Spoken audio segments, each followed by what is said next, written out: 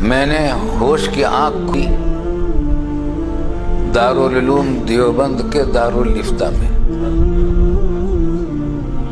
والد صاحب رحمۃ اللہ علیہ صدر مفتی تھے۔ میں نے جب سب سے پہلے بسم اللہ ہوئی تو ناظرہ سے پہلے جو قاعدہ پڑھایا جاتا ہے ہمارے یہاں دیوبند میں قاعدہ بغدادی پڑھایا جاتا تھا،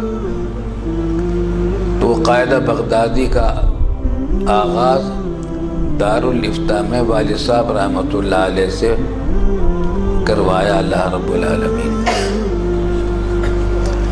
تو قاعدہ بغدادی میں نے دارالفتہ دیوبند میں والد صاحب رحمۃ اللہ علیہ سے پڑھا ہے، الحمدللہ الحمدللہ۔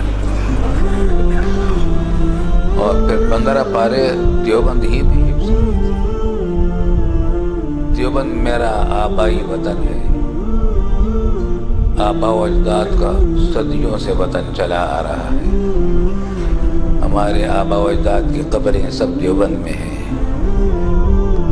اور میں بھی دارالعلوم دیوبند کا اور دارالفتہ دارالعلوم دیوبند کا ایک ادنا طالب علم ہوں۔ پاکستان بنا، ہجرت کر کے ہم پاکستان بننے کے چند مہینے کے بعد مئی میں آ گئے تھے پاکستان، 14 اگست کو پاکستان بنا۔ اس کے بعد جو پہلا مئی آیا تو اس میں ہم کراچی پہنچے ہجرت کر کے۔ اس وقت میری عمر 12 سال تھی۔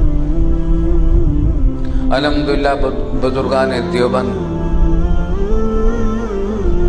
اس وقت جو حیات تھے اور بڑے بڑے آفتاب و مہتاب تھے، ان سب کی زیارت نصیب، ان کی شفقتیں بھی ملی، ان کی برکتیں اللہ تعالیٰ عطا فرمائے۔